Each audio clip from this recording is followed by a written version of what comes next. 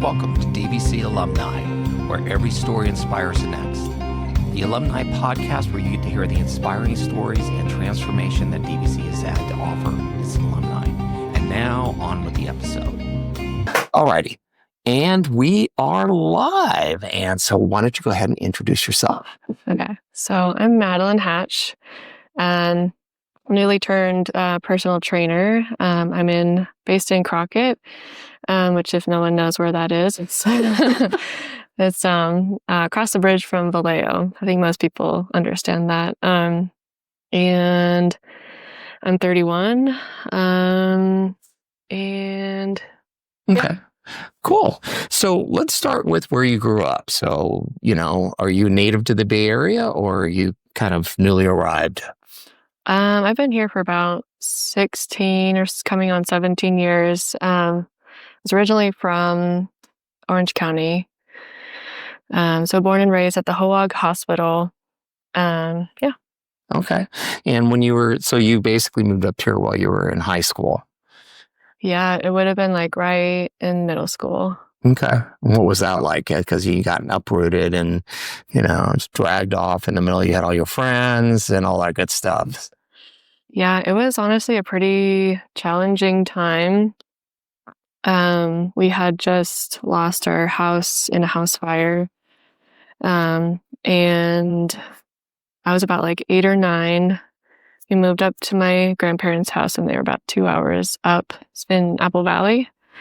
And so we had gone from a place that had, what I liked was ballet classes, the beach, but yeah, some friends, a really nice school I went to, just a really nice community that I was in, to a place that I was kind of familiar with because I've visited there a few times, but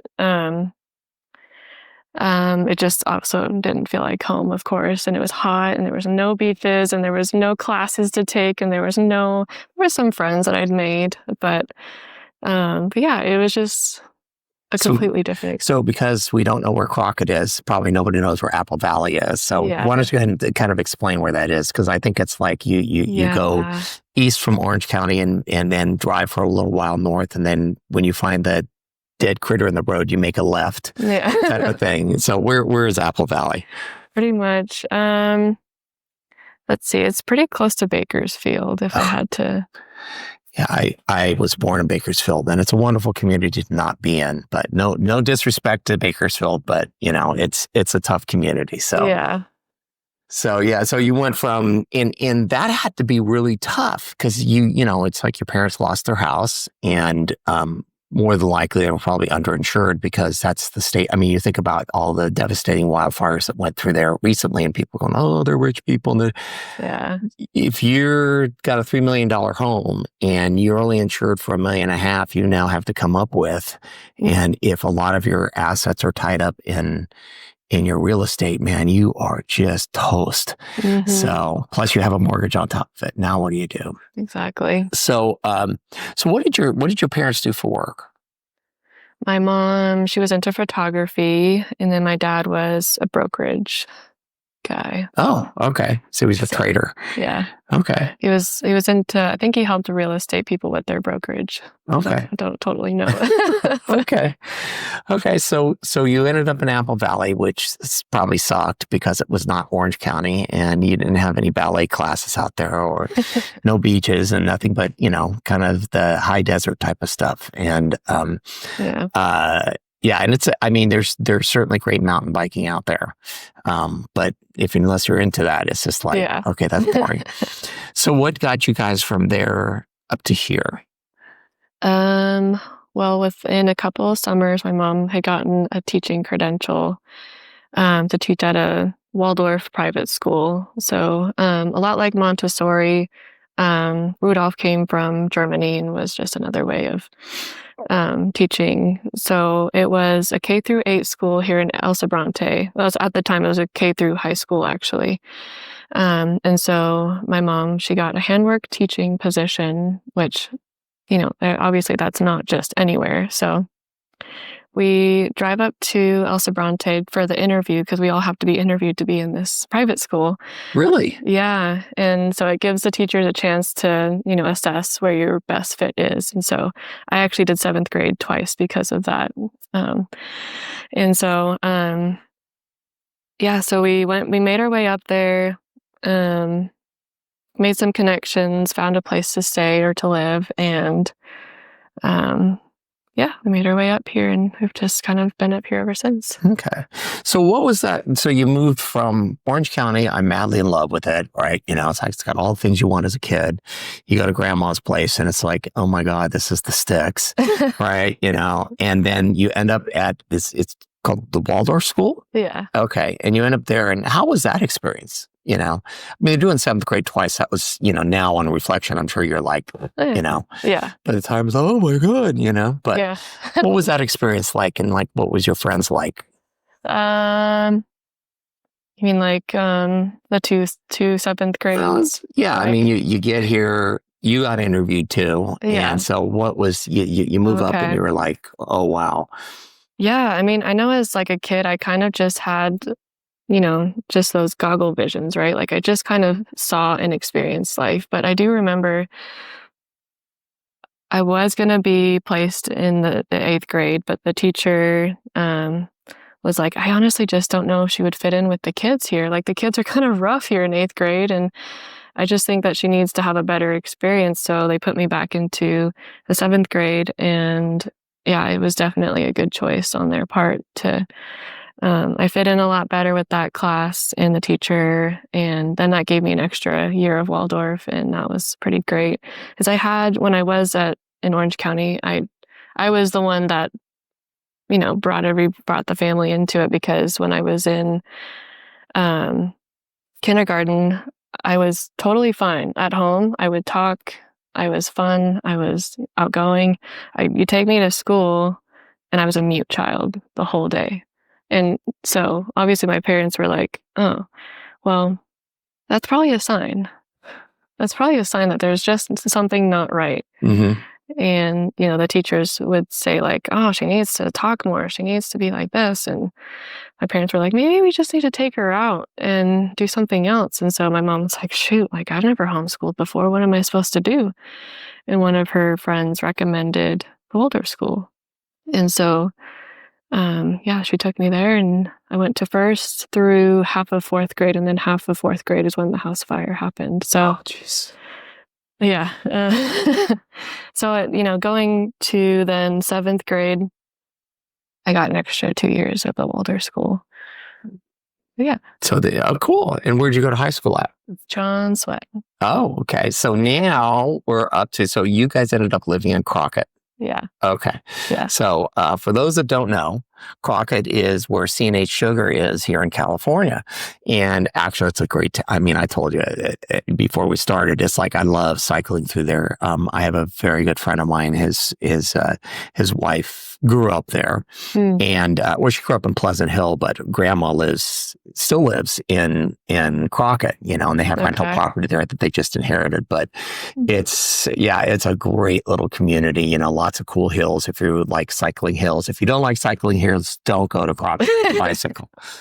So you're there, you go to John Sweat, which is also a really cool looking high school compared to most around here. I mean, it's this brick building. It looks, looks like all the ones. Well, you haven't seen Northgate, so but it looks like the high school that you see in all the movies, from the Midwest. It just it's got the brick building, it's got the windows, and it's just, I have no idea what it was like going there. But so what was high school like for you there? Well, going into freshman year was completely different, obviously, from the private school I'd experienced, where you're dancing around maypoles and it's very art focused, and yet you still have your science and your biology and whatnot. And this was just very different. It was very much like feeding the masses in a way. It was just get in your seat, listen to the teacher, go to your next class. It was just very rudimentary. And so for me to go from like this flow of a day, of a schedule, where it was very, child focused, to like, they need to achieve this, and this by this time. and they need A's while they're at it too. Like, so it was very much of a shift. There was, some kids who didn't like how happy I was. So talk about that a little bit, because yeah. Yeah. Well, so when I was in high school, I was in drama and I loved it. Well, my dad had been in drama when I was a little kid. Like, he was in the Bakersfield Community Theater in Alaska. We were that. And so when we moved down here, it's like, it was just kind of a natural fit for me. Okay. But it's like, yeah, there are some people that just, and you either had to be really good at making friends or you were going to get picked on. So sounds like you were more on the, people. Side. Yeah. So talk a little bit about that. How did you work through that? Well, I have a very vivid memory. There was one girl, and we get along just fine now. Like, she had a total change of heart, but in high school, she was, just very rough around the edges. And, but we had a couple of classes together, and I would just always come in just smile and happy and, Heaven forbid, right? I know, just ready for a great day. And she just, like, never said anything until this one day. She was just like, "Why are you always so happy? Like, why are you always smiling like that?" And I was just like, I don't know. I just, no problem with it, Didn't really think much of it. And then we had some other, encounter in a different class that we had together. And I stood my ground. I was just like, this isn't okay. You don't get to do that. Don't bring me down. You don't need to do that. And just from that moment on, she had like the most respect. And then she had a change of heart eventually. And her whole life is kind of different now. So it was just really interesting to see how that could have brought me down, and like that could have made me just as upset as she is, But when you're very convicted in, what makes you happy and what makes you believe in life and believe in good habits and things, then you stick with it and you inspire other people too. So I mean, most people like it, and especially you get to high school and you've just been dumped into the, into the system, we'll call it. Right. It had to have been kind of a brutal shock, like a culture shock. And yet you had the courage to stand up for yourself and go, wait a minute now. So where did you develop that? Did you always kind of like have that, no, I know what I want? It certainly has ebb and flowed. Like, I would say there's definitely been times where I've just been super lost. Like in middle school, there were some times. But I don't know, I think something like that just comes from, like, I could say, like, my dad was very encouraging, always tried to be a very happy person too. And I think that maybe my mom and dad were just very supportive, and like, if anyone tries to tell you, I think that they were a little bit more like, punch them in the face, but I just use my words. So yeah. Well, you lean towards diplomacy as opposed to violence, which is a good thing. Well, and actually the middle school part, I think most everybody is lost in middle school. It's just that age group. And then on top of that, you were getting shuffled around. So it's just, all you need to do is, there didn't need to be anything added to make you feel lost. It just, all it had to do is hit that age. Exactly. So you get through high school, you graduate, you have a couple of friends that you're kind of hanging out with, and you end up did you come straight to DVC or did you do something else first? Yeah. After I graduated, I went straight to DVC that fall. And, again, kind of just was a little bit lost as to what do I want to do. But I just kind of kept showing up, and that became my MO, was just, I don't know what I'm doing, but I'm just showing up. And then, so it took me a long time to figure out, like, what do I want to do? Like, what is my interest? And I took quite a couple years to figure out, I really like psychology. I always think about it. I didn't realize that was so, second nature for me. I kind of thought that's how it was for everybody, but clearly it's not. And so I finally sat with the counselor, which I should have done at the very beginning. I just didn't know. And I was just like, this is what I want to do. It probably would be a good idea to have an AA for transfer, just to give me that option. And then we'll just go from there. And so they made me a plan and I stuck to it. It took me about a year and a half. The taking a while is a pretty common story here at DVC. Not everybody is like they come in, they've got their guns blazing and they're ready to go. Yeah.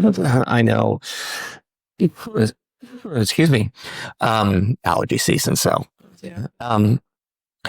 My oldest daughter, she came out of high school and she was like a wreck because she was like, she was an awesome student, but she was like, what am I going to do? Where am I going to go? Go to DVC, you'll figure it out. And she did, it took her a little while but she did figure it out. And that was a big part of it, was just having that chance to get your wheels under you a little bit, get exposed to a bunch of stuff. And then you have that opportunity to kind of, do what's next. And I think that's actually an awesome thing because it's, I'm on, I think, my third, fourth, fifth career. So it's just like, life is not linear. So, and we'll get into that. So you got through with your general eds here at DVC with an AA, and you focused on psychology. Is that correct? Yep. Okay. What was your favorite class, or the thing that really sparked your interest, or the thing you remember the most? Oh gosh. I've got some funny ones. I've got some ones that really, I guess, formed into what I do now. So to talk about that. Okay. Yeah. So I've had on and off times where I've been exposed to fitness and been exposed to the gym. And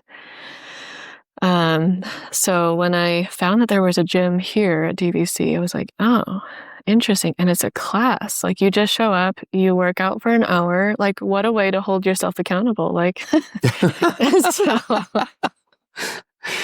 and so I signed myself up and I showed up and I just loved it. And then I had my friend come and join this next semester. And I remember being really bummed out that you could only take the class like 3 times, because I was like, oh, like, I'll just stay here forever.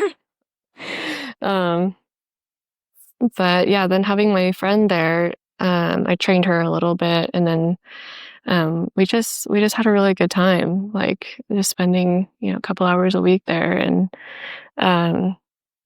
yeah. Cool. And then so that kind of gave you a little taste for fitness, right? Yeah. It's just kind of like, oh, I kind of think I like this, Yeah.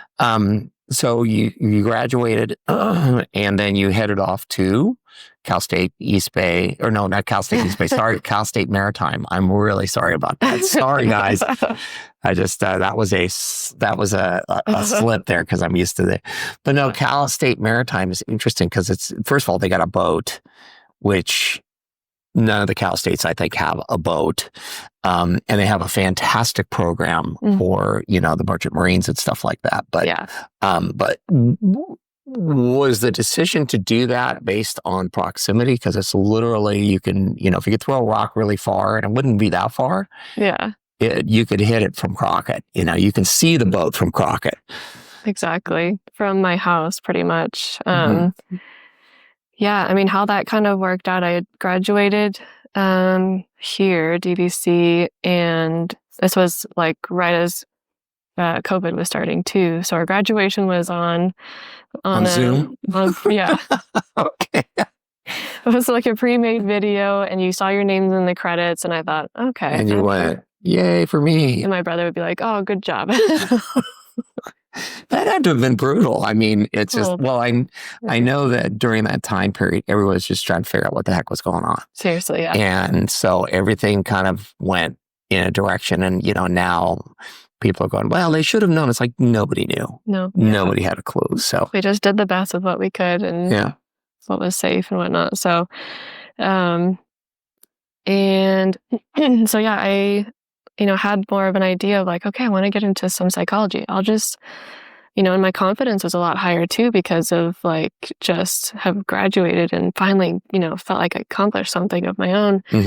I'll just apply to all these big schools around, all these 4 years around here and see, who accepts me. And then I had like a moment where I looked across the bridge and I was like, that's, that's a school over there too. And I have, ridden my bike over there once and trying to recollect, any memory I have of that school. I don't have much, but I thought like, what would it hurt though to just send an application over there and see what happens? And I realized, well, they only have business administration that would to kind of fit what I would want to do. I don't really want to go on the boats. I don't really want to do any naval related thing. And so that's what I did. I applied, went onto their website, applied for that degree, and they were the only school that accepted me, like none of the other programs. Well, So yeah, in hindsight, probably, because we now have like, well, again, this is COVID, so it's like everything was a mishmash. And so yeah, who knows what was going on. But, exactly. one of the things, we have a transfer department, which they work very heavily with students, career and transfer, on getting folks from, okay, you on this path, where do you want to go? And they do school tours and stuff like that. So again, it's like, COVID, it's nobody knew what the heck was going on. Nobody knew what anybody else was doing. And I think 5 years in now from COVID, it's like the DVC has become a lot better about letting people know what's going on, things like you want to transfer, they have career tracks, and they have education tracks where it's just like they could sit there and, but anyways. Okay. So you end up going across the bridge. And so I got to ask, because I love that ride back and forth across the Carquinez Bridge. Did you ride your bicycle? I did for about a month or two. Okay. Like first thing in the morning, because we had 7 a.m. formations. And yeah, I would take what bike we had and I'd ride across the bridge. It was pretty nice. It would really wake you up, and everyone else would still be kind of half asleep, and because they could just walk down the campus, and I'm just over here like got your blood up. It's cold out. And I'm like, so like I'm sweating because I have my scarf and like everything on, uniform and jacket and whatnot. And then after a while, I think it was when it became winter and it was starting to rain, I stopped and would drive. You just need better clothes. Exactly. Right. It's like I ride back and forth even in the rain, and that's kind of a running joke, because here is that, it's like, well, if it's cloudy out, it's like, do you think it's going to rain? It's like, well, I'm going to jump on my bike, then it's going to rain, because it just is. I seem to catch the, but that's where it's just like, I just bring the right clothes. So I got rain gear. Okay.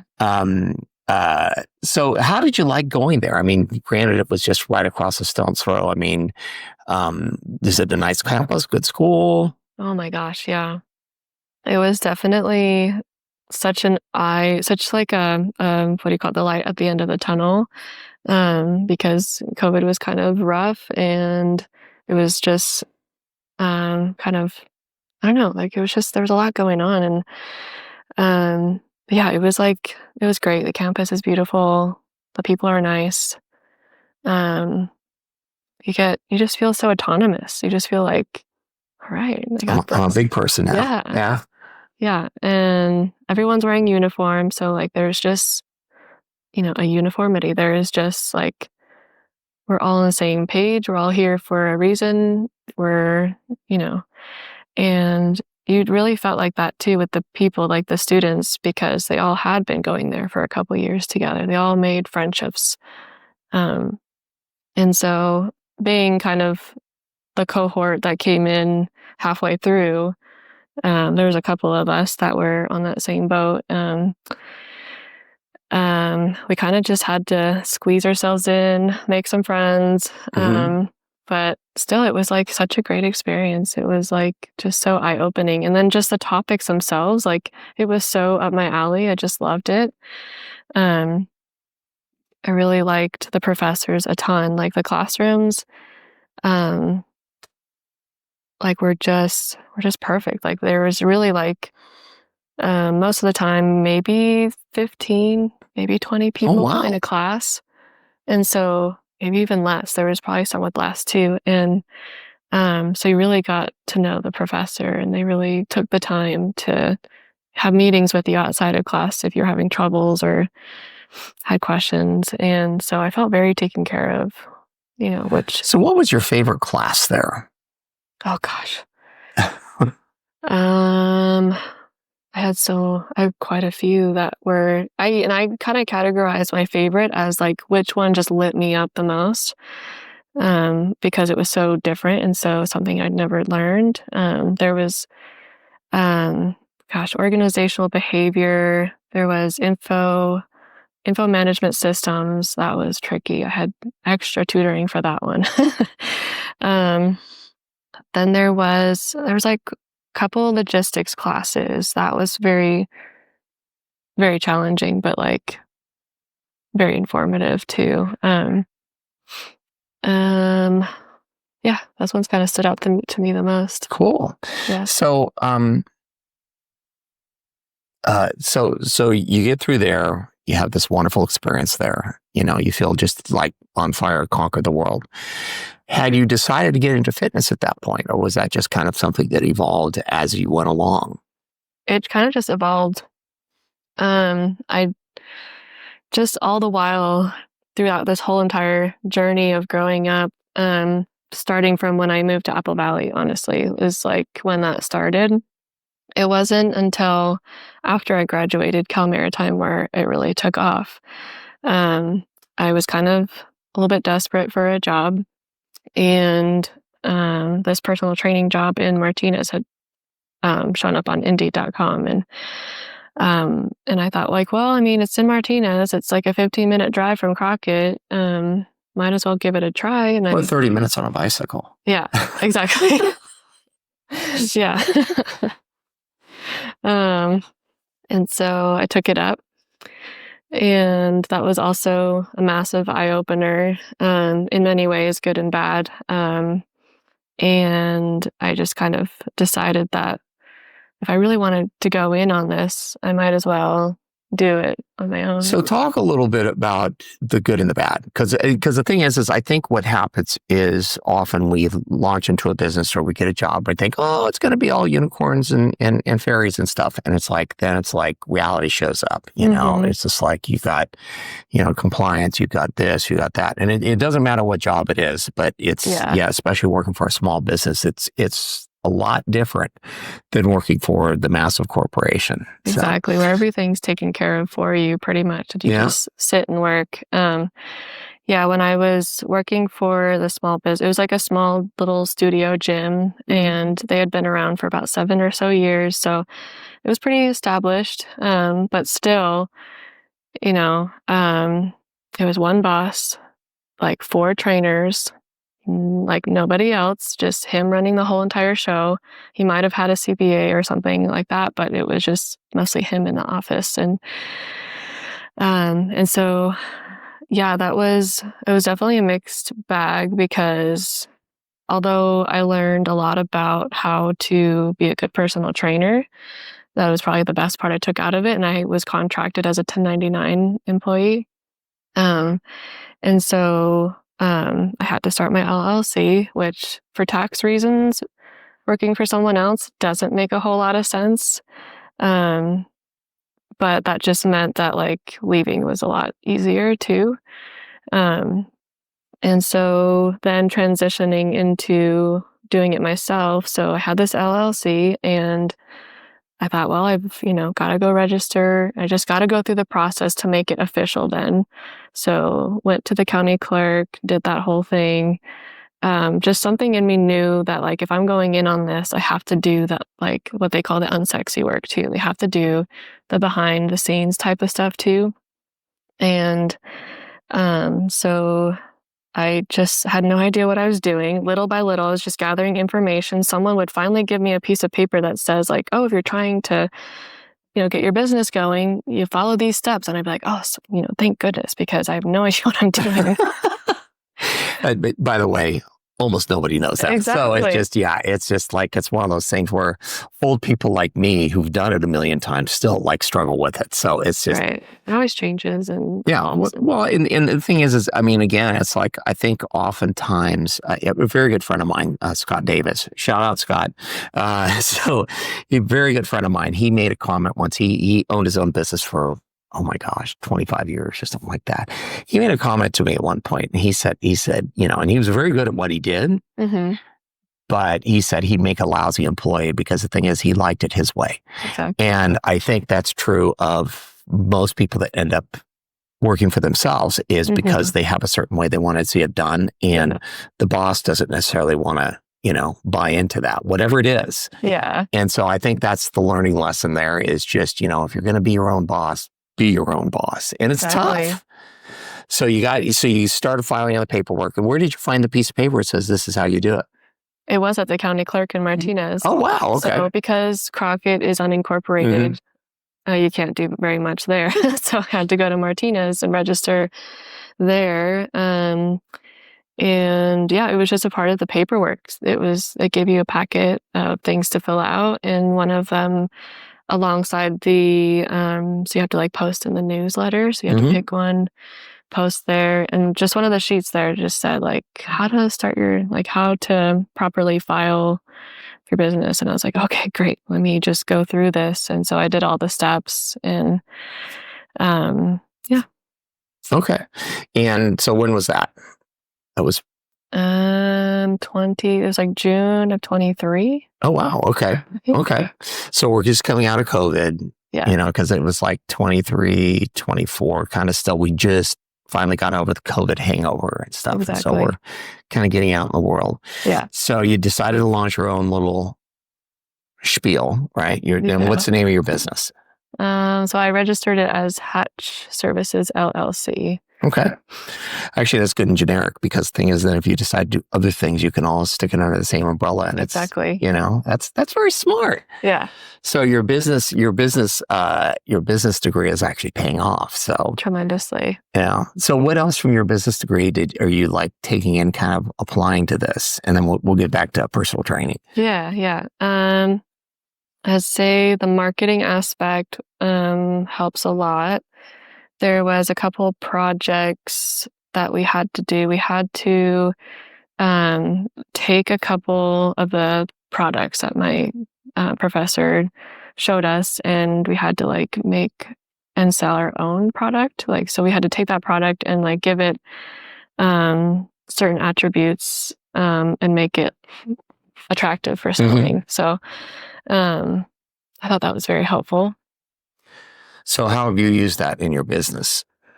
Yeah, because even though I'm mostly a service-based, I decided to get into a little bit of products too. Oh, okay. So I have just recently, invested into some booty bands. And so some what? The booty bands. So the resistance bands. Oh, okay. Pretty much. Okay. But they're kind of a new thing of booty bands. Okay. And yeah, did the typical business thing where I found a manufacturer and got a test sample, and I was like, I like it. This is great. And they showed me what the label would look like, and I was like, great, it's awesome. And got a shipment of 500 of them. So. And how's that going? Pretty good. Oh, good. Yeah. Good. So what are you doing besides just saying, hey, I've got one? What do you do as far as how do you you market that? What does your go-to-market look like? Yeah. So I mostly using social media. If I'm on Facebook, obviously it's mostly just your friends and family that are seeing your stuff. And but I'm also, since I have been so community-based, from the very first year that I started, I have a community of people who have already know and trust me. And so they were like, oh yeah. And then the 7 a.m. class that I instruct 4 or 5 days a week, they all got one. And so, okay. and it works into, our workouts even for upper body stuff too. So they really have enjoyed that. And so the more that I have branched out to my community, the more that has expanded. And then bringing it to online, I have it posted on my website. And then I broadcast a lot about it on my IG, my Instagram. So. Okay. And so, and we'll get back to this at the end of this too. And we'll post links to your Instagram and your website and all that stuff at the end of the show notes. But, so where can people find you on Instagram? So it's my first and last name, Madeline Hatch 21. Hopefully super simple. Okay. And then your website? That one, not so simple. www.firstversuslast. So first vs last.dev. Okay. It came from an old blog that I did. It transferred over. It was like, oh, you want to use this from something else you've done? And I was like, okay, sure. Okay. Well, that can always change later. Yeah. So, well, cool. So you've spun up the booty bands. Mm-hmm. Now, do you call them that, or is that just generically what they're called, or that's your name for them? I think they're more generically just resistance bands, okay. But it does tend to excite people more to hear booty bands. Well, of course, so it's like Madeline's booty band. So it's like, oh, that's a good one. Actually, I like that. So you can have that. Okay. So what is it? So you worked for this gym for a while, with this gentleman in Martinez, and then you decided to branch on your own. Do you currently have a space that you work out of, or are you doing just kind of community stuff? What's that look like? Yeah, right now it looks like, so the 7 a.m. class I actually do at the community pool in Crockett. And so that's kind of my space. Other than that, like I don't have my own space, but I was using the community center and I'm using the community pool. And I am mostly just trying to grow online. So I think that would probably be the best way to go right now. Okay. So, and I get the whole not wanting to have everyone goes, oh, I want to have my own space. It's like, there's a lot of stuff that comes with that. There's rent and PG&E and, or wherever you are. It's just like, so it's like being able to figure out a way around that, which just sounds like you're working on, which I think is brilliant. It's like, rather than saddle yourself with some, because, like the booty bands are going. So it's like, this was a good investment, because it's like they're headed out the door and, they're not going to sit there for 5 or 10 years, and people go, what's this? But, so I think that's a brilliant move. So what is your, like moving forward, so you've been out there for a year and a half or 2 years, probably coming up on 2 years, right? Yeah. Okay. Well, first 5 years are like tough. Yeah. Launching a business, and not saddling yourself with rent is probably a really, really sharp move. Yeah. So you're looking to move forward like online, and what does that look like? Yeah. So, when you're in person, like for instance, when I was a personal trainer at the studio, us as personal trainers, when we would first meet, we would have these certain Google Sheets basically that we had templates in. And that's how we tracked like how many sessions they're at, what their workouts were, how their nutrition is going, what their cardio should be looking like, that kind of stuff. So we had all the metrics basically all laid out in their sheets and in their folders. And so really the only difference is that if we meet in person, for 3 sessions a week as an in-person trainer, when you're online, it's like you still have the same metrics that you keep them accountable to, and you still meet with them. I mean, I only meet with my clients once a week, so we just kind of go like, how was your week? How are you doing? Are there any barriers? Things like that. But for the most part, they just do their workouts because they'll probably already have a gym access, or they'll have, workout stuff at home. And so, I just kind of make sure they are held accountable that way. So it was pretty easy to transfer over, honestly. Okay. It is. So you made a couple mentions in there about, so what's a session look like with you? Because you got things like metrics, and you've got what the workout looks like, what the nutrition looks like. So walk us through, like, okay, we're sitting down. You're so hey folks, we're gonna have a session. So anyways, let's go through a session. It's like the introductory. Yeah. Like so like for a workout, right? So if most of the time we start people out with phase 1. So the NASM OPT models, if you get NASM certified, then and NASM stands for? So the National Association of Sports Medicine. Okay. And they have what they teach you is the OPT model, so optimum performance training model. There's 5 phases to it. I don't remember all their names. I just know that level 1, phase 1 is foundation, and then 2 is a little bit more stability. They just kind of go from like you're building your foundation to, okay, now you've leveled up 1. Okay, now you've leveled up more and more and more. And then once you get to level 5, you're like pretty athletic at that point. And so I usually start everyone out with phase 1 just to see how's your balance, how's your core, how's your overall strength, where are you at with all those things. And so we'll take an assessment and see like where are you tight, where is your fascia buildup, where is your squat, how do you squat, and where's your mobility, where's your flexibility. So we look at all of those things, and then based on all that information, we'll also take your baseline body fat scan too. So we'll see where all those metrics are. So based on all that information, I'll compile the workout. So we have that OPT model, like I was mentioning, where it goes through foam rolling, stretching, balance, and core as like the warm up. And then we'll go into the resistance part. And so if it's an upper body, then we'll focus on upper body. If it's lower, then we'll focus on lower.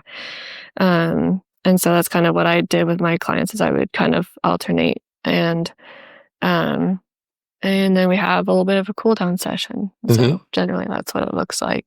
Okay. And when you're talking about their nutrition, what does that look like? Yeah. So I know with the studio training, they had it was pretty rudimentary too. You wrote them up a letter of like, this is the expectation you're going to have to follow.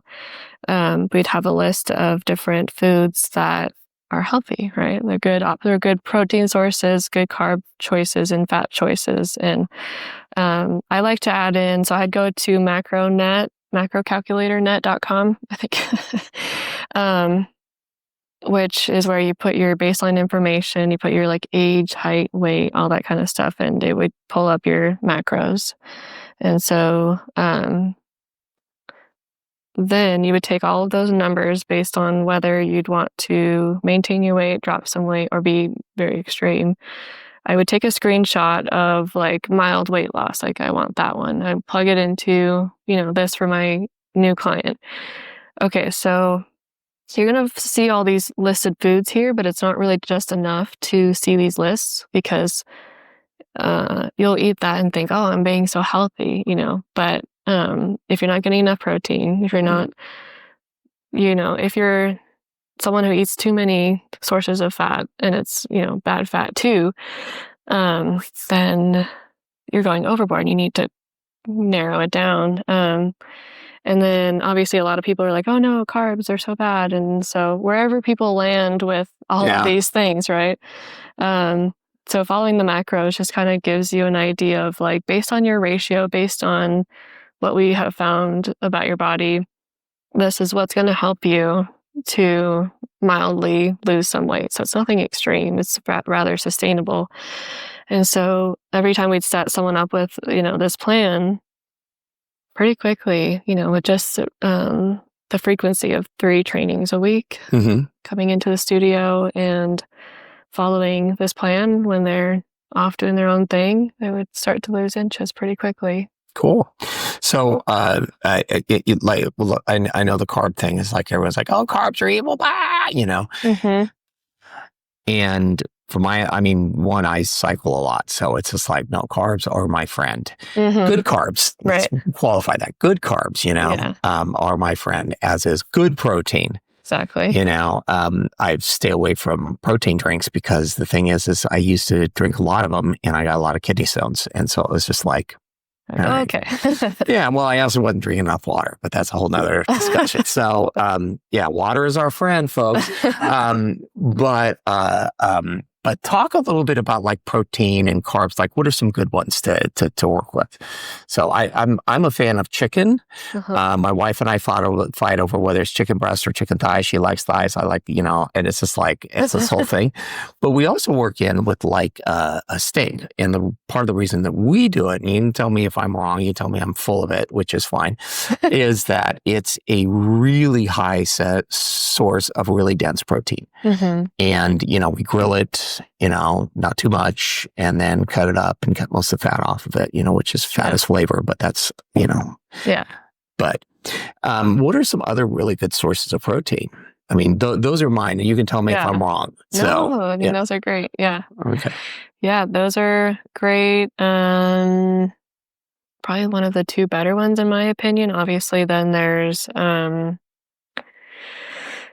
there's shrimp, prawns. I know this one's a little bit higher on the fat side, but it's also got a lot of omega-3s, which salmon. Oh, yes. So I personally will have salmon at least twice a week. Mm-hmm.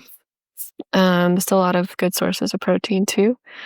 Then there's the not so tasty one, but it's all just straight protein and it's a little bit more bodybuilder friendly. It's tilapia. Well, you can make it tasty. Yeah. It's cheap and you can make it tasty. Yeah. So, yeah, it's basically a blank sheet. And you can like add things to it. It's kind of like tofu, which I can't stand tofu, but but yeah, it's like, again, it's what do you want to make it taste like? Exactly. So things like cod are good and things like that. So seafood, yeah, and like what you said, having steaks pretty often.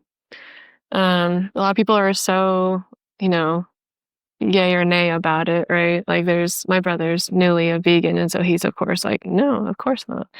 But I do kind of agree with the fact that like they have a lot of good sources of iron, a lot of good sources of protein. It's just very satiating too. It's got a lot of good things about it. And so although, it might just be a once a week thing, it still is the reason why I feel like I'm like, I don't know how to describe it, but just very solid, just very solid in how I feel, and my, mood and hormones aren't going like this. I just feel very stable. And so, yeah, that is a good one. I've been kind of more on the sweeter side of protein sources, so like cottage cheese or Greek yogurt. Oh, okay. Yeah. So yes, but one of my downfalls is I love sweets, but that's like yummy sweets. But yeah, it's like Greek yogurt with some berries or something in it, and by the way, I don't eat like that all the time. I really should, but I don't. So, but yeah, it's well, if you guys see here in the office, we got lots of candy and other horrible things for us. But so like things like Greek yogurt, plain Greek yogurt, and then you throw fruit in it, right? Because I know this, from what I understand, even though it's delicious, it's like you get the and it's got too much sugar in it. I love cottage cheese. My wife hates it, so I have to buy it for myself, and that's okay. Yeah. I think it's awesome. But so let's talk carbs. Exactly. So talk to us about carbs, because I mean, like, I love a baked potato, and it just let's not throw a bunch of stuff on it, even though it's delicious that way. But a little butter, because butter, it's all the butter that'll kill us. It's not a little bit. At least that's my opinion. And then salt. And one of the best things I learned recently is to boil them like little new potatoes in they're called Syracuse salt boiled potatoes, and they're absolutely delicious. Yeah. It's a really, really salty water. You boil them like you would a boiled potato, and then pull them out, and they're amazing. So good. Oh, yeah. Too much salt, I'm sure, for most people's diets. But talk to us like things like potatoes. And there's a bunch of stuff which are, because carbs are evil, So walk us through that a little bit. Yeah, I kind of have a theory that follows along the guidelines of macro tracking, because it made me realize that there's a particular kind of ratio that agrees most with our bodies. And so I know every time the whole, carbohydrate topic comes up, I feel like it's just that the carbs are targeted in isolation too much, and that the only reason why they're deemed as bad is because if protein intake is too low, which it has been, then the carbohydrate amount is just making up for that, right? Which is, well, so that would be why you get the crash. Exactly. So, oh man, I could never, I mean, because it's just like, eat some delicious pancakes. Yeah. And you had 3 strips of bacon, which bacon is really bad for us, but man, is it really good. So good. But yeah, that's why it's like, an hour later, oh my goodness. Yeah. Okay. Carb coma is what I call it. Yes. Carb coma. Yes. So what can we do to combat carb coma? What does that look like?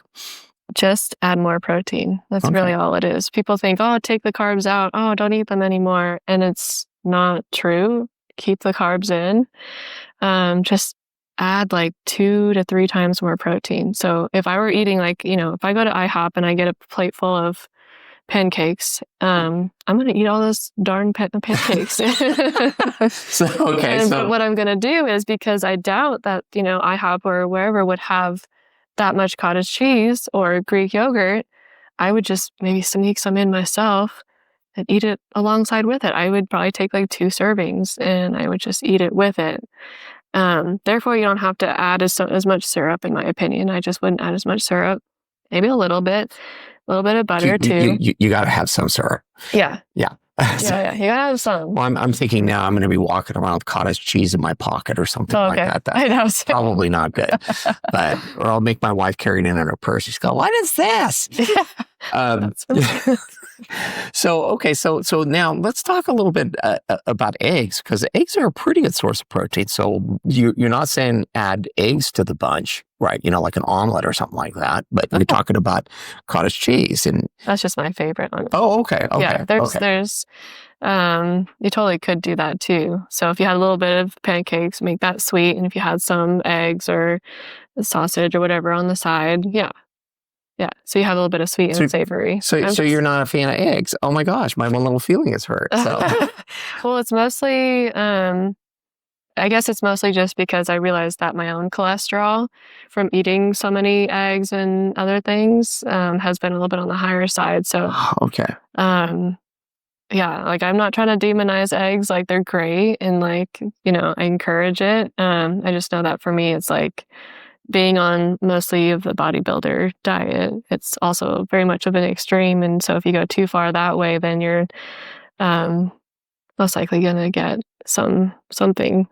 Okay. So my cholesterol kind of skyrocketed, and I've just been, taking immediate action on replacing, even if it's good cholesterol, even if it's just, in my mind, I'm just eliminating all cholesterol for a little bit. So.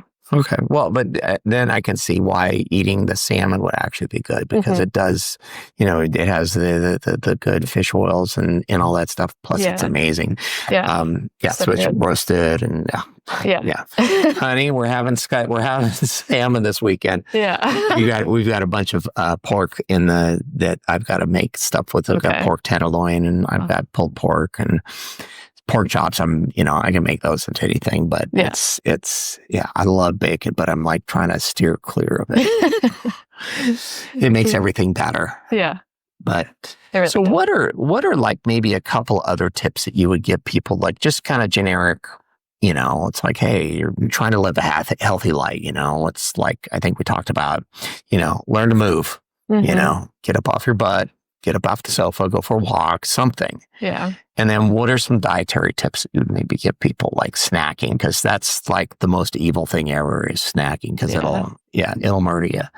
So, cookies are good. Yeah. I'm still kind of, I guess, on my, everyone just needs to up their protein. Mm-hmm. What do they call it when you stand up on your mountain and you just scream from the top? I'm kind of still, just everyone I talk to about, that, they're just oh yeah, it's always so hard to get my protein in. And I'm yeah, I get it. It's, it's either, protein that you have to cook, which, takes a lot of time and prep, or it's just not as convenient to have it on hand because it needs to be refrigerated or something. So it does make sense, but it does make such a huge difference too at the same time. And so if it really just takes that extra hour to have to prep something or make sure you have something on hand, it's going to pay off in the long run. And so I think people need to visually associate that if they really want to make that change and feel better and not be so, moody in their energy. And so, yeah. Okay. So protein. That's a good start. Moderation on other things. Yeah. Kick up the protein.